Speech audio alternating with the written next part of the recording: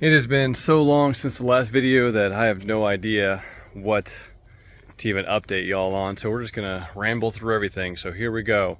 We got pumpkins that got eaten up, we got tires that are being put out for goats, we got sprinklers that are positioned so that some grass can grow for the goats to come in, and the chicken run and coop are positioned where they're going to be. Got fig trees and Yaupon hollies. Let's look at it all. So here's the chicken run so far and coop placed inside. It's just chicken wire around a bunch of scrap wood that I'm quite literally just screwing and nailing together enough that it stays structurally sound. And the chicken wire itself will give it some structure as well. Bunch of pallet material, again free. Just getting that from nextdoor.com. Anybody who's willing to let me come on their property and ravage through all their stuff. And a lot of that, at least, those better pieces of wood are going to turn into the door, which is going to go right here. The only side that doesn't have the chicken wire on it yet. Just got to cut the chicken wire right there on the corner, and then make the door right here pretty much, and then continue on with the chicken wire. And we're going to put a bunch of stuff in there. Oh, that is another update. So I got another chip drop from getchipdrop.com. Just a bunch of pecan logs, and I mean this stuff is great. I'm gonna see what I can do to position these, cut these, do whatever I can with these, and get them incorporated into everything that we have going on here. No clue what we're gonna do with them. They might provide shade, they might provide just me sitting down somewhere, or the goats to play on it. Here's the my axe that I swung right into it, and it's a flexible handle. I don't know if you can see that bend, but because it's so flexible, it's hard to get that out of there. So I'm gonna have to wait for that to get some rain in it. Maybe come out here right after and pull it out once it's a little soggier. Joke's on me, right? Here's the Yaupon hollies. They're not doing too they're not doing too hot in such hot weather. I hope they're still alive. I mean, they still got some green in them. Those two back there are doing okay. For sure, I'm gonna need to at least repot these into larger pots. It has just been so darn hot out that I can't put these into the ground yet, or they will likely suffer from so much shock that they might die. And I don't want to risk, $30 trees dying just because I want to rush things. The pumpkin patch that we had a whole bunch of stuff coming up has been pretty much eaten completely, so that's disappointing, but hey, that's ecosystem. You can see just a few are left. Kind of sad, but such is planting when you have no idea what you're doing. We have a compost pile growing over here that I really just put alongside the edge of where my wife and I will be spending September and the cooler months, using this part right here as the main section for us growing. So compost right next to it. Literally just throwing everything I have, including the bottom of the egg cartons that are compostable. So that's nice. Because I learned that apparently you can just buy regular dry beans from the grocery store and plant them in the ground. Even here in San Antonio, I don't know, bought like $1, $2 bag and planted it right there. I don't know if I'm doing this right, but I think that they vine up, so they might grow up the fence there, and there's more stuff to grow and plant. Did the same thing over here. You can see where I put the wood chips on top to maintain moisture on top of that. Also put in some soil from that soil pile right there. That's the organic vegetable matter and expended mushroom substrate, just to kind of all mix together. You can see I positioned the sprinkler right there to hit at least just a little bit onto the soil. Living soil is better than dead soil. So trying to keep the water in there, as water is life. That is one of the updates too, just that I put the sprinkler back there. I did break it when I tried to put the fire out that we had over there on the agricultural well. That's all resolved, don't worry about that. Also, don't panic when you have fire on electricity and put water on it like I did. I could have electrocuted myself, so glad I didn't do that. Anyway, getting some water down so that maybe some of that grass will grow back a little bit better in preparation for the goats. Take you back there. Oh, here's the fencing that I bought.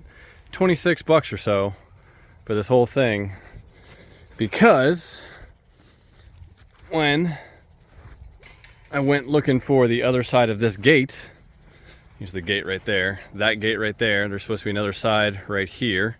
It was put up against this. Me and my friend kind of saw it there, and there it is there. You can see how ungate-worthy, ungoat-worthy it is. It's broken. So yeah, just bought a piece of fence that I can put right across there and keep the goats in. I'll have to secure that eventually. And a couple of videos ago, I had a view of, oh, we're gonna get hit by the sprinkler. Ugh. I had a view of this flower coming up, and I have no clue what it is, but this was a watermelon mound. So, I mean, those don't look like watermelon leaves to me, but these are very, very pretty flowers. Oh, we're gonna get hit again. I'm gonna move. That's just me being dumb. Nothing's growing back here because everything died as I had to transition everything to the front, because my wife was smarter than me and said, hey, why don't you put everything in the front where the goats aren't going to be and aren't going to eat them. So good on her for checking me. We're going to walk back to the front. Here's a section of the black tarp that I put, or not black tarp, sheet, like plastic sheet that I put down for solarization, I believe it's called. It's essentially using the sun's heat to bake everything that is underneath that tarp. Primarily, all of that is these sandburrs, these stickers, these goat heads that are all over this property.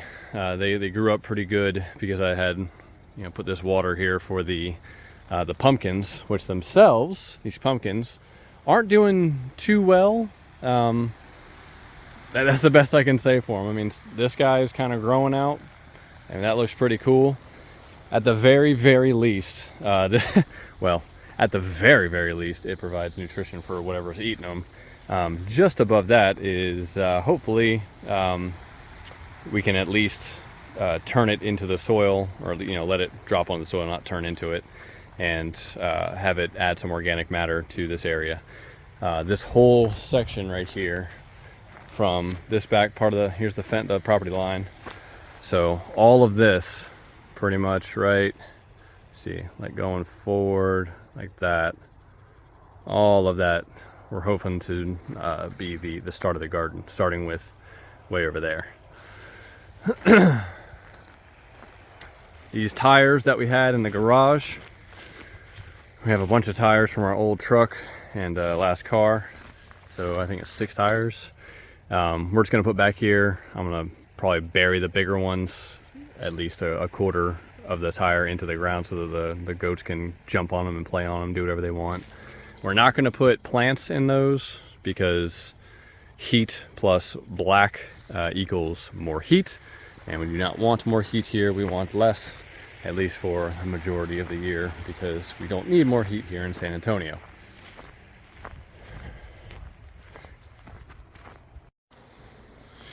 Last but not least of little updates, I've been doing this for a while, and I'm confident to kind of show you guys regular kind of oversized glass jars. These are just HEB sauerkraut jars. I put sauerkraut on pretty much everything. It's very good for your digestive health. Anyway, these form perfect little kitchen scrap compost collectors. So you can see there's some seeds, some cantaloupe seeds in there, some husks, some onion, some banana, a lot of coffee grounds. I mean, we drink coffee every day. If not coffee, then tea, and you can put the whole tea bag in there, and that aids in creating some sort of living stuff all up in these. And yeah, you just put them in water every now and again, shake them up, keep them in the fridge. You can see how much just nastiness is in there as far as human consumption, but these plants seem to love it.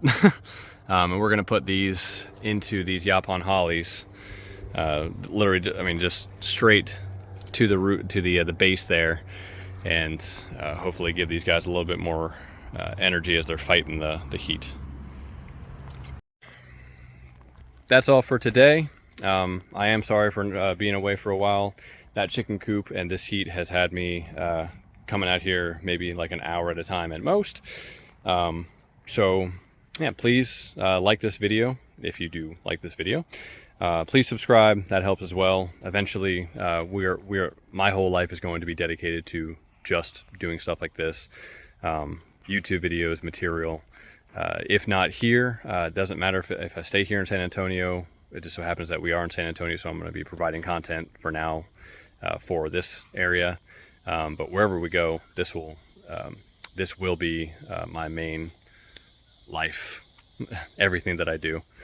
So you watching this, you liking this, you subscribing to this helps that, and hopefully we can get more people to get planting. You'll see me next time.